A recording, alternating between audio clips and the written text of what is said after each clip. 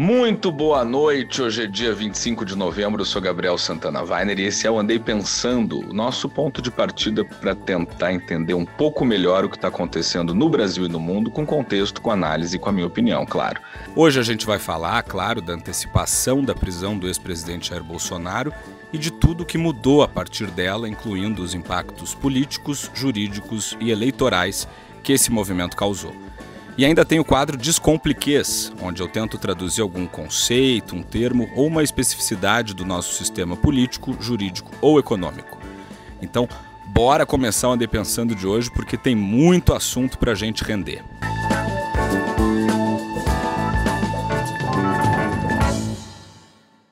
Não dá pra gente falar sobre o grande acontecimento político dessa semana sem começar dizendo que a prisão do ex-presidente Jair Bolsonaro não é um mistério e nem um ponto fora da curva.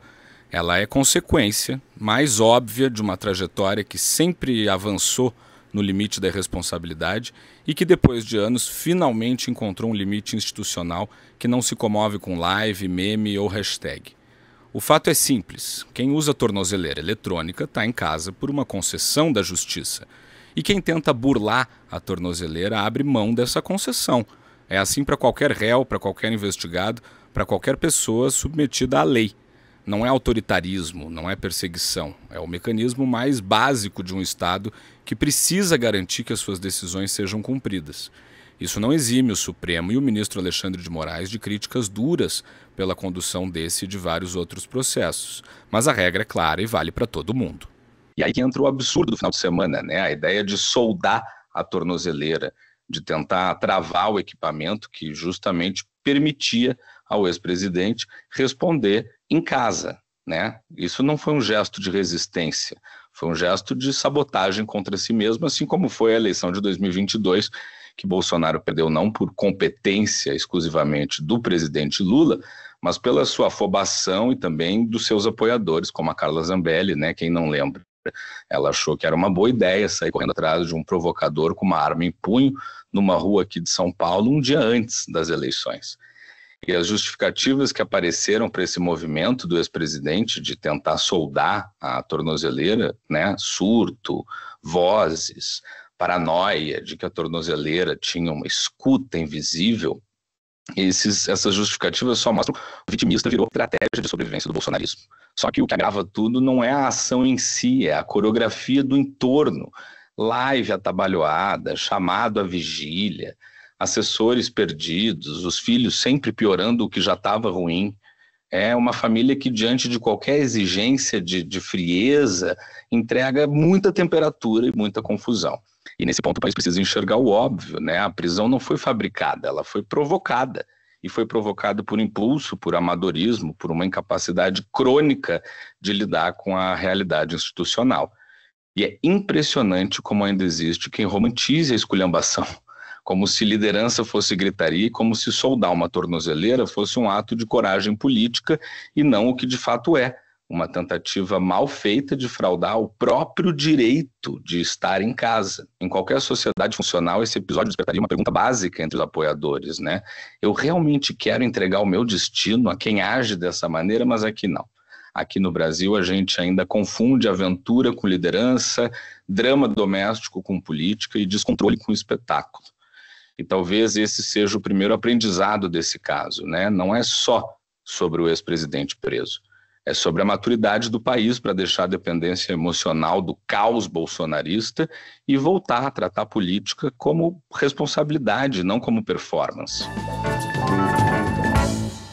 E se no fim de semana o quadro já era ruim, a manhã de ontem mostrou que ele sempre pode ficar pior. Menos de 3 horas depois do início da sessão virtual, a primeira turma do Supremo manteve a prisão preventiva de Bolsonaro por unanimidade, com os votos do ministro Moraes, Flávio Dino, da ministra Carmen Lúcia e do Cristiano Zanin. Foram só 4 votos porque o ministro Luiz Fux saiu da primeira turma e a sua vaga só vai ser ocupada quando, e se, mas a gente já fala disso, Jorge Messias for aprovado na sabatina do Supremo. O argumento central foi direto. Na visão dos ministros, tem reiteração no descumprimento das medidas e o episódio do ferro de soldar só ampliou esse padrão. Enquanto isso, a defesa apela para outro terreno, o da saúde. Fala em interação de remédios, fala no quadro delicado da saúde do ex-presidente, que ele tem mesmo. Mas isso é uma estratégia clara, é transformar um ato voluntário num episódio involuntário. Mas o fato concreto é que nada disso altera a questão de fundo. A tornozeleira foi danificada por ação direta do usuário.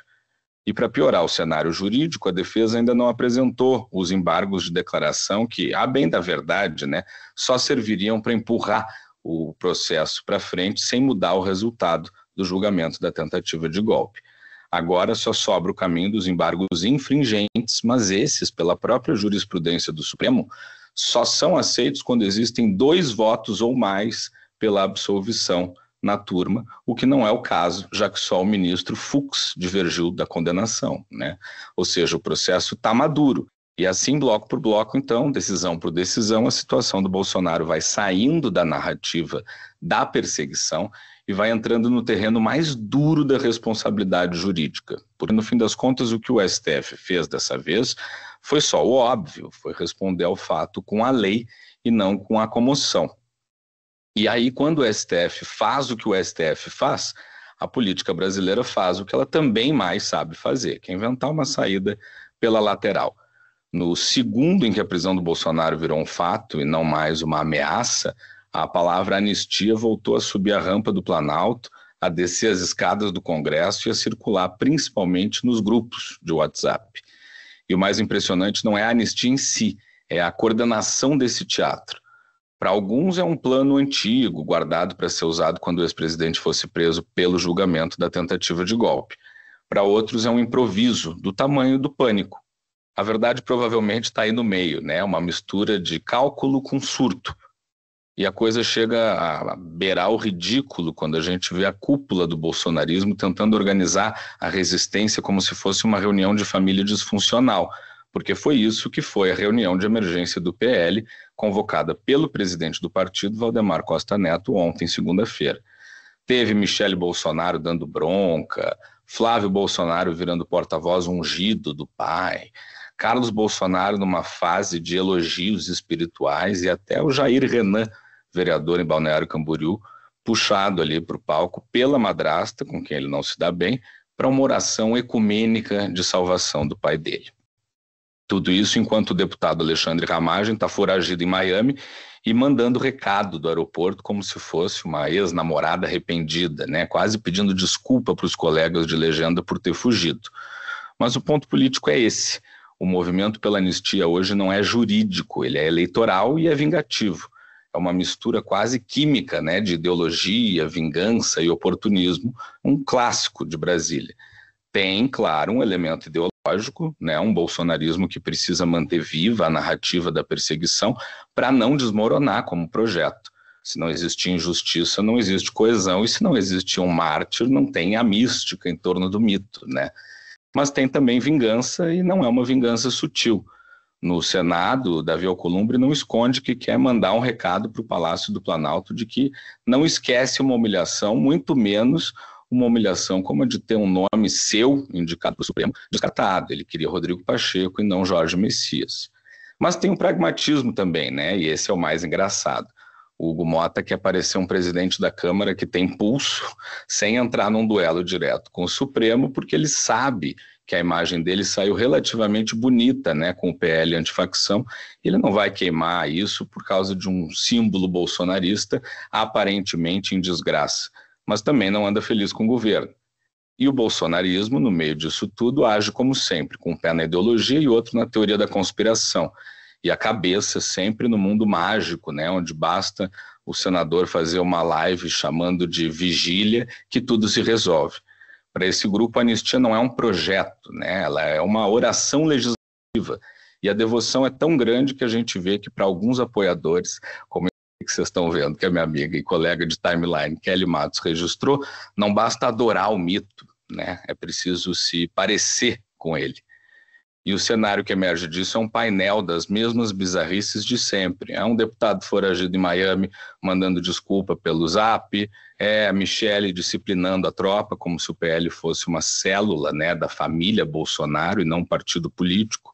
Flávio virando porta-voz por linhagem e depois de negar a ciência durante toda a pandemia, chamando o STF de negacionista da ciência, e o pai dele lá dentro da Polícia Federal pedindo para que a Câmara paute a anistia como se ele estivesse ali encomandando um churrasco pelo telefone. No fundo, sabe que a anistia integral, a que livra o chefe, não passa hoje, nem no teste do ar-condicionado do Congresso. Mas a redução de penas do 8 de janeiro, essa sim, é o meio termo que muita gente topa, governista, centrão e até parte da oposição. E aí, claro, vingança, né, ideologia e pragmatismo se encontram numa mesa só. É Brasília 100%, um terço de convicção, um terço de cálculo e um terço de revanchismo, porque por aqui nem as contas e nem as mágoas se fecham com muita facilidade.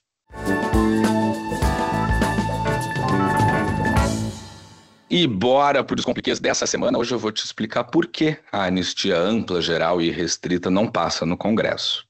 A razão é menos emocional do que parece. Ela é matemática, né? É trâmite e é clima político também. Para começar, uma anistia não é uma leizinha qualquer, né, que se aprova na pressa. Ela precisa de maioria absoluta nas duas casas, com 257 votos na Câmara e 41 no Senado. E o bolsonarismo não tem nem metade disso. Hoje a oposição dura soma algo entre 130 e 150 deputados, dependendo do dia e do humor dos líderes. No Senado a força é ainda menor, ou seja, sozinho o grupo não aprova nada e também não consegue impor um clima. O que sobra é o centrão, que até brinca com a ideia, flerta, né? Mas não topa virar inimigo do Supremo e nem queimar o capital político que ganhou com o PL antifacção. Tem ideologia no meio? Tem. Tem vingança? Tem também, especialmente, como eu falei, no Senado, onde Alcolumbre usa o tema como uma alavanca contra o governo.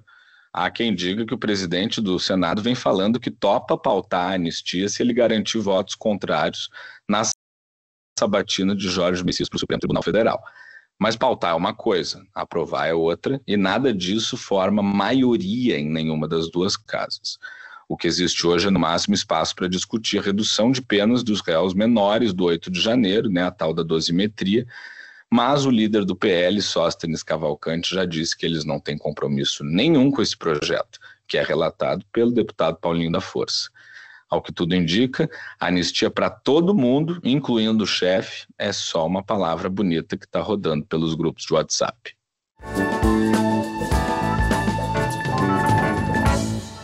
E com essa a gente encerra o Andei Pensando de hoje. Eu sou Gabriel Santana Weiner e foi um prazer fechar esse dia com vocês. Além do Andei Pensando, eu também dou meus pitacos no timeline da Rádio Gaúcha e em outros espaços. Me segue lá no Instagram, @GabrielSWeiner, que na minha bio você descobre onde mais me encontrar. Uma boa noite para você e até amanhã.